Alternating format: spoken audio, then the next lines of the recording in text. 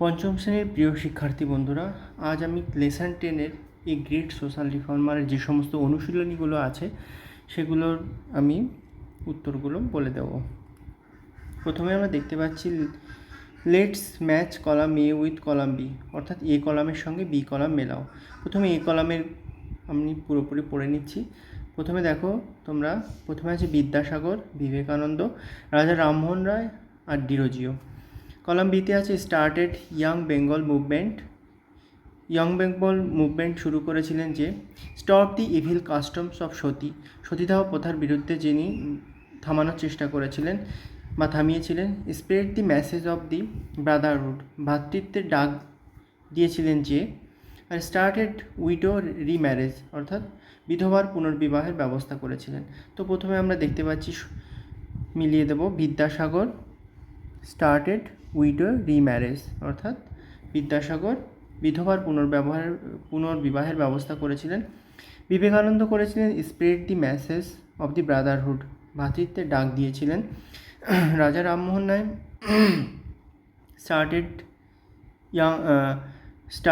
Stop the evil custom of Sati, সতীদাহ প্রথা বন্ধ করেছিলেন বা রোধ করেছিলেন। Derozio started young Bengal movement, নব্যবঙ্গ আন্দোলন করেছিলেন। এরপর আমরা সরাসরি অ্যাক্টিভিটি 1-এ চলে যাচ্ছি। অ্যাক্টিভিটি 1-এ দেখো তোমরা complete the following sentence with the information from the text, পাঠ্যাংশ থেকে তথ্য নিয়ে শূন্যস্থানগুলো পূরণ করতে হবে। বেগম রোকেয়া ওয়াজ বর্ন, বেগম রোকেয়া জন্মগ্রহণ করেছিলেন। হবে আছে in an affluent Muslim family. এখানে আমরা দেখতে পাচ্ছি উত্তরটা, in an affluent Muslim family, একজন ধনী মুসলিম পরিবারে জন্মগ্রহণ করেছিলেন। 2 আছে at home she learned Arabic and Persian lesson in Bengali and English. এই উত্তরটা আমরা দেখতে পাচ্ছি এখানে, Arabic and Persian at home and also receive lesson in Bengali and English. তিনি শিক্ষা নিয়েছিলেন আরবি এবং পার্সিয়ান ভাষায় এবং বাংলা এবং ইংরেজি ভাষাও শিখেছিলেন। Number 3, she never went to school, তিনি কখনোই স্কুলে যাননি, এখানে আছে ওয়েন্ট টু স্কুল। নাম্বার 4-এ শি রোট, কী লিখেছিলেন, some great books in Bengali and English. এই উত্তরটা আমরা দেখতে পাবো, some great books in English, Bengali and English. তিনি লিখেছিলেন বাংলা এবং ইংরেজিতে অনেক বই।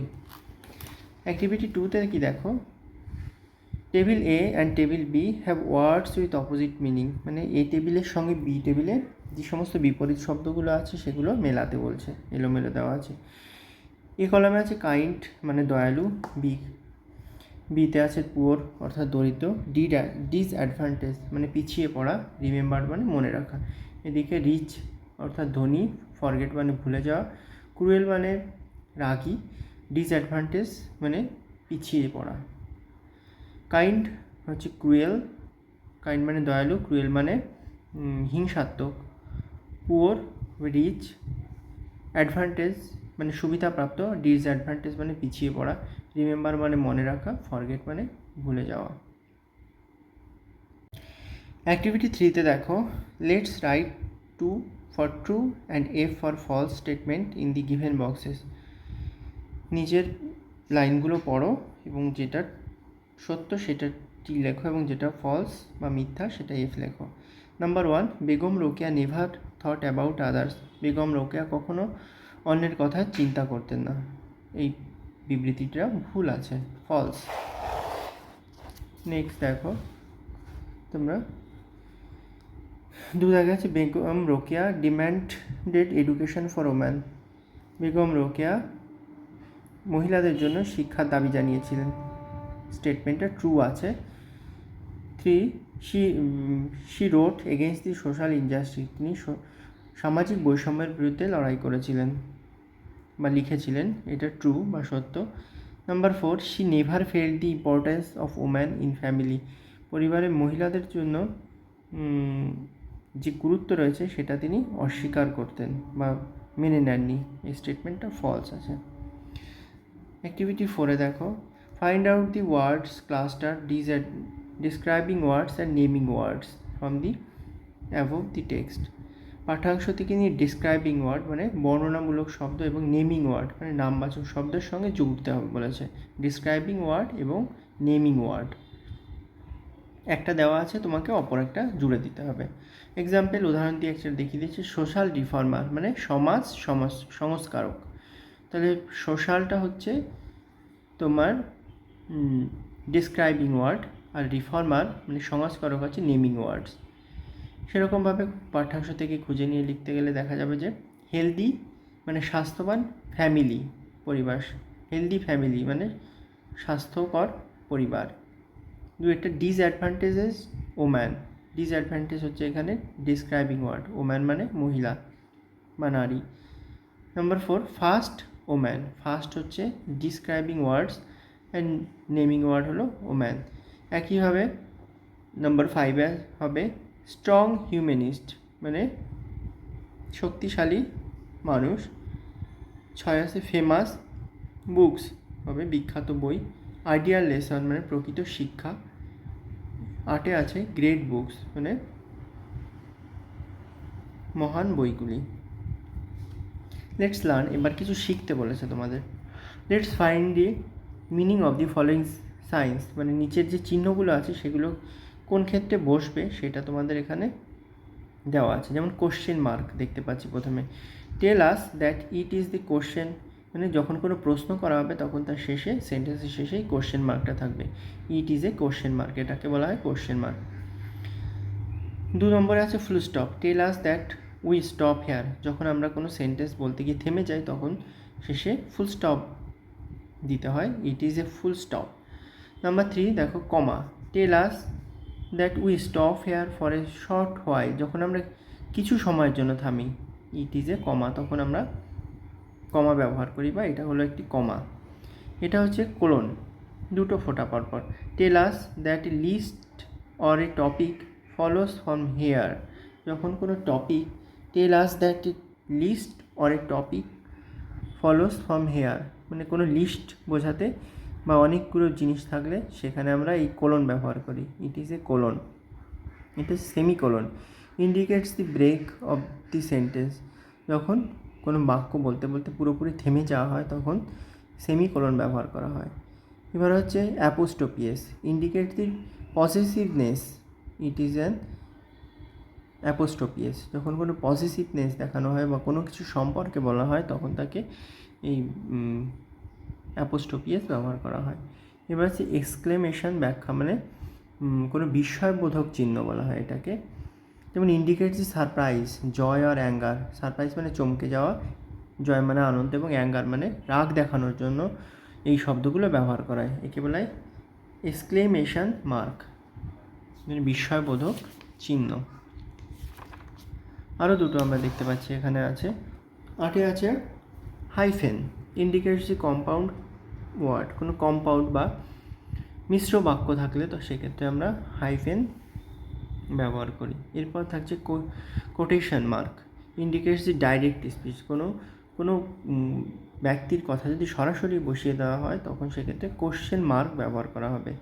All the signs are called punctuation mark, এই প্রত্যেকটি চিহ্নকে বলা হবে পাংচুয়েশন মার্ক। 8 আমরা দেখতে পাচ্ছি hyphen indicates a compound word মানে যৌগিক বাক্যের ক্ষেত্রে আমরা এটা ব্যবহার করি, ইট ইজ এ হাইফেন, এটা একটা হাইফেন। 9 নম্বরে আছে quotation mark indirect indicates direct speech, it is a question mark, যখন কোনো ব্যক্তির কথা সরাসরি কোনো লেখায় ব্যবহার করা হয় তখন তাকে বলা হবে কোশ্চেন মার্কের চিহ্ন ব্যবহার করা হবে। All this signs are called punctuation mark, এদের প্রত্যেকটিকে বলা হয় পাংচুয়েশন মার্কস। এবার অ্যাক্টিভিটি 5-এ দেখো put the punctuation marks in the following sentence, নিচের বাক্যগুলিতে পাংচুয়েশন মার্কগুলি বসাও। The first one is done for you, প্রথমটা তোমাদের জন্য করে দেওয়া আছে। নাম্বার 1 বিবেকানন্দ সেইড, দেখো এটা কমা আছে আর কোটেশন। বিবেকানন্দ বলেছিলেন অল ইন্ডিয়াস আর মাই ব্রাদার্স, সমস্ত ভারতবাসী আমাদের ভাই। এবার বিবেকানন্দের কথাটা সরাসরি এখানে বসিয়ে দেওয়া হয়েছে সেজন্য কমা দিয়ে তারপরে কোটেশনের মধ্যে সেই ডাইরেক্ট স্পিচটা ব্যবহার করা হচ্ছে। নাম্বার 2-এ I am Rokeya's friend said the lady, I am Rokeya's friend, আমি হই রোকেয়ার বন্ধু, সেইড দি লেডি মানে লেডি মানে কোনো মহিলা বললো যে আমি রোকেয়ার বন্ধু। এখানে প্রথমে দেখো আই সবসময় বড় হাতের হয়, আই মানে আমি, এবার ডাইরেক্ট স্পিচ কোনটা? আই অ্যাম রোকেয়াস ফ্রেন্ড, এই কথাটা কিন্তু একটা ডাইরেক্ট স্পিচ। যে কথাটা বলেছে সেইড দি লেডি, কোনো এক মহিলা বলেছেন। তাহলে আই অ্যাম রোকেয়াস ফ্রেন্ড এই কথাটা একটা কোটেশনের মধ্যে রাখতে হবে। দেখো রেখেছে আই অ্যাম রোকেয়াস ফ্রেন্ডস, রোকেয়ার এর সঙ্গে এবার অ্যাপোস্ট্রোফিয়াস মানে রোকেয়ার বন্ধু দিয়ে কোমা কোটেশন দিয়ে লিখেছে সেইড দি লেডি, মহিলাটি বলল, শেষে full stop. Number 3, who are you? ও you are wondered. Who are you মানে তুমি কে? ও ইউ আর ওন্ডার্ড মানে বিস্ময় প্রকাশ করে বলল। হু আর ইউ দেখো একটা প্রশ্নবোধক চিহ্ন, জিজ্ঞাসা চিহ্ন দিয়েছে। ও মানে বিস্ময়বোধক প্রকাশ করেছে, এক্সক্লেমেশনে যে বিস্ময়বোধক চিহ্ন সেটা দিয়েছে। ইউ আর ওন্ডার্ড মানে তুমি বিস্ময় প্রকাশ করে বললে, শেষে ফুল স্টপ। চারটা দেখো, I know there are many birds like crow, parrot, myna. I সবসময় বড় হাতে, তোমাদের আগেই বলেছি। I know there are many birds like মানে যেমন, এবার একই জিনিস বারবার থাকলে কিন্তু তার মধ্যে কমা দিতে হবে, মানে অল্প থামো, মানে একই জিনিস বারবার দিয়েছে। ক্রো তারপর একটা কমা, প্যারটের পর একটা কমা, আর ময়নার শেষে ফুল stop. There are many birds, সেখানে আছে অনেক পাখি। I know there are many birds like crow, parrot এবং ময়না, আমি জানি সেখানে অনেক পাখি আছে যেমন কাক, তোতা পাখি এবং ময়না। নাম্বার 5 দেখো, নেতাজি ফাউন্ড আজাদিন ফৌজ, নেতাজি প্রতিষ্ঠা করেছিলেন আজাদিন ফৌজ।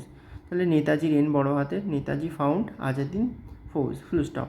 প্রত্যেকটা সে বড় হাতের হবে, আজাদিদের এ এইচ, হিন্দের এইচ এবং ফৌজের এফ বড় হাতের হবে। 6, বিদ্যাসাগর ওয়াজ এ সোশ্যাল রিফর্মার। বিদ্যাসাগর ওয়াজ এ সোশ্যাল রিফর্মার, রিফর্মারের আর বড় হাতের এবং বিদ্যাসাগরের ভি বড় হাতের হবে। এবার আমরা সরাসরি চলে আসবো অ্যাক্টিভিটি 6-এ। Let's fill in the blanks in the appropriate preposition, শূন্যস্থানে প্রিপোজিশন বসিয়ে এটা কমপ্লিট করতে হবে। যেমন Swami Vivekananda was born in, দেখবি কোনো সালের আগে সবসময় ইন বসে। বিদ্যাসাগর জন্মগ্রহণ করেছিলেন 1863 সালে। হি ওয়াজ বর্ন ইন কলকাতা, কোনো স্থানে বোঝালেও তার আগে ইন বসবে। ইন কলকাতা, তিনি কলকাতায় জন্মগ্রহণ করেছিলেন। He belong to a rich family, তিনি মানে এক ধনী পরিবারে জন্মগ্রহণ করেছিলেন বা বাস করতেন। টু বসবে রিচ ফ্যামিলির আগে। ইন দোজ ডেজ মানে তখনকার দিনে, in those days our country was under the British rule. In those country মানে সেই, ইন দোজ ডেজ মানে সেই তখনকার দিনে, আওয়ার কান্ট্রি মানে আমাদের দেশ, ওয়াজ আন্ডার, আন্ডার মানে কি অধীনে ছিল, দি ব্রিটিশ রুল মানে ব্রিটিশদের অধীনে ছিল। Vivekananda felt for the misery of the Indians, Vivekananda felt the misery মানে দুঃখ অনুভব করতেন, অফ দি ইন্ডিয়ান্স মানে ভারতীয়দের জন্য। এবার অ্যাক্টিভিটি 7 দেখো, let's classify the personal pronoun and possessive pronoun from the passage. তো প্রথমে আমরা দেখে নিতে হবে পার্সোনাল প্রোনাউন কাকে বলা হয়। যখন কোনো ব্যক্তি বা বস্তু সম্পর্কে যখন কিছু ব্যবহার করা হয়, যেমন হি, শি, ইট, আওয়ার ইত্যাদি, এগুলো হচ্ছে পার্সোনাল প্রোনাউন। আর পসেসিভ প্রোনাউন বলতে বোঝায় যখন কোনো অধিকার, যখন কোনো ব্যক্তি সম্পর্কে কোনো অধিকার বোঝানো হয় বা তার সম্পর্কে কিছু বলা হয়, তখন তাকে বলা হয় পসেসিভ প্রোনাউন। যেমন রাজা রামমোহন, প্রথমে প্যাসেজটা পড়ে নিই, আর যেগুলো পার্সোনাল পসেসিভ মনে হবে সেইগুলো নিচে আমরা আন্ডারলাইন করে রাখবো, পরবর্তী পেজে সেগুলো আলাদা করে আমরা বসাবো। রাজা রামমোহন রায় ওয়াজ এ গ্রেট সোশ্যাল রিফর্মার, রাজা রামমোহন রায় ছিলেন একজন মহান, গ্রেট মানে মহান, সোশ্যাল রিফর্মার মানে সমাজ সংস্কারক। He lived in 19th century Bengal, তিনি ঊনবিংশ শতাব্দীতে বাংলায় জন্মগ্রহণ করেছিলেন। হি worked hard for the betterment of our country, তিনি কঠোর পরিশ্রম করেছিলেন আমাদের দেশের জন্য, দেশের ভালোর জন্য। His fight was for abolishing the evil system of Sati, তিনি সতীদাহ প্রথার বিরুদ্ধে রুখে দাঁড়িয়েছিলেন। অ্যান্ড হিজ কন্ট্রিবিউশন মানে তার অবদান, টু দি ইমপ্রুভমেন্ট মানে উন্নতি, অফ ইন্ডিয়ান্স এডুকেশন মানে ভারতীয় শিক্ষার উন্নতির চেষ্টা করেছিলেন। Will be remembered for ever মানে আমরা সর্বত্র মনে রাখবো তার এই কৃতিত্বের কথা, ভারতীয়দের শিক্ষার জন্য যে ব্যবস্থা করেছিলেন তিনি। We are all proud of him, আমরা তাদের জন্য গর্ববোধ করি। এখানে আমরা দেখো রামচন্দ্রের পরিবর্তে হি লিখতে পারি, হি হচ্ছে একটা পার্সোনাল প্রোনাউন, এই একটা হি, এটাও পার্সোনাল প্রোনাউন। হিজ এটা হচ্ছে পসেসিভ প্রোনাউন, হির পরিবর্তে হিজ বসেছে। আর উই, উই হচ্ছে পার্সোনাল প্রোনাউন।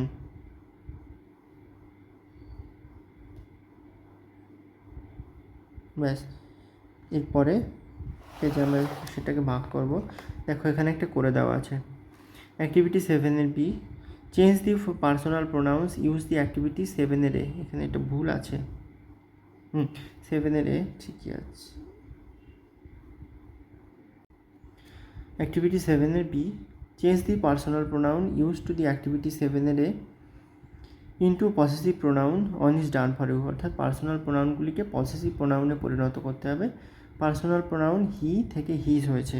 আর একটা আছে আমরা উই, উই থেকে আওয়ার হবে, উই ওয়ার, উই মানে আমরা আর আওয়ার মানে আমাদের। অ্যাক্টিভিটি 8-এর এ দেখো, 8 দেখো, ইউজ দি ফলোইং হিন্টস, নিচের হিন্টসগুলি দিয়ে অ্যান্ড রাইট 10 সেন্টেন্স, মানে 10টি সেন্টেন্স লিখতে হবে বা বাক্য লিখতে হবে about Henry Louis Vivian Derozio. Henry Louis Vivian Derozio সম্পর্কে 10টি সেন্টেন্স বা বাক্য লিখতে হবে। তো প্রথমে আমরা হিন্টসগুলো একটু পড়ে নিই। Name, Henry Louis Vivian Derozio, নাম হচ্ছে Henry Louis Vivian Derozio. Date of birth 1804-1809, অর্থাৎ 18/4/1809 সালে জন্মগ্রহণ করেন।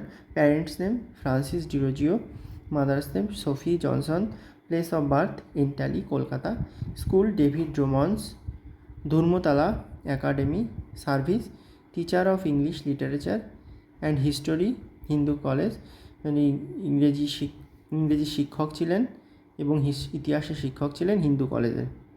অ্যাচিভমেন্ট মানে কী তিনি অর্জন করেছিলেন। অ্যাসিস্ট্যান্ট এডিটর মানে সহকারী সম্পাদক of the Indian Gazette, editor মানে সম্পাদক of Calcutta Gazette, East Indian and Bengali annual etc, মানে এই সমস্ত পত্রিকা তিনি সম্পাদক ছিলেন। নোবেল ওয়ার্কস, তাহলে তার মহান কাজগুলি ছিল the Indian, the native land, the harp of India, the fakir of Jungheera E T C. Death 26 December 1831, তিনি মারা গিয়েছিলেন 26শে ডিসেম্বর 1831 সালে। এবার আমরা অ্যাক্টিভিটি 8-এর যে রাইটিংটা ছিল হেনরি লুই ভিভিয়ান ডিরোজিও সম্পর্কে, সেটা আমরা আলোচনা করব। দেখো প্রথমে 10টা সেন্টেন্স, এটা বা দু একটা বেশি হতে পারে। Henry Luis Vivian Derozio was born on 18th April 1809 at Entally in Kolkata. Henry Louis Vivian Derozio জন্মগ্রহণ করেছিলেন 18ই এপ্রিল 1809 অ্যাট ইন্টালি, মানে ইন্টালিতে, ইন কলকাতায়। His father was Francis Derozio, তার বাবা ছিলেন ফ্রান্সিস ডিরোজিও, অ্যান্ড মাদার এবং মা ওয়াজ সোফি জনসন, তার মা ছিলেন Sophie Johnson. He spent his school life at David Drummond's Dharmatala academy, তিনি তার স্কুল ছিল David Drummond Dharmatala academy. He was a teacher of English literature, তিনি ছিলেন একজন শিক্ষক ইংরেজি সাহিত্যের বা ইংরেজি ভাষার, অ্যান্ড হিস্টোরি এবং ইতিহাসের, অ্যাট হিন্দু কলেজ, মানে হিন্দু কলেজের তিনি ইংরেজি এবং ইতিহাসের শিক্ষক ছিলেন। He worked as a assistant editor the Indian gazette, তিনি সহকারী সম্পাদক ছিলেন দি ইন্ডিয়ান গেজেটের, and as a editor of the Calcutta gazette, the East Indian and the Bengali annual etcetera, তিনি এই সমস্ত পত্রিকার সম্পাদক ছিলেন। Some of his noble works are, তার কিছু মহান কাজ হলো the India my native land, the harp of India, the fakir of Jahangiri E T C etcetera, এগুলো তার মহান কাজের মধ্যে অন্যতম। হি পাস্ট অ্যাওয়ে অন 26 ডিসেম্বর 1831, তিনি মারা গিয়েছিলেন 26শে ডিসেম্বর 1831 সালে। খুব ছোট করে তোমাদের সুবিধার্থে এটা করা হয়েছে। আমার ভিডিওটি ভালো লাগলে অবশ্যই লাইক করবে, কমেন্টস করবে এবং বন্ধুদের সঙ্গে শেয়ার করে দেবে। ধন্যবাদ।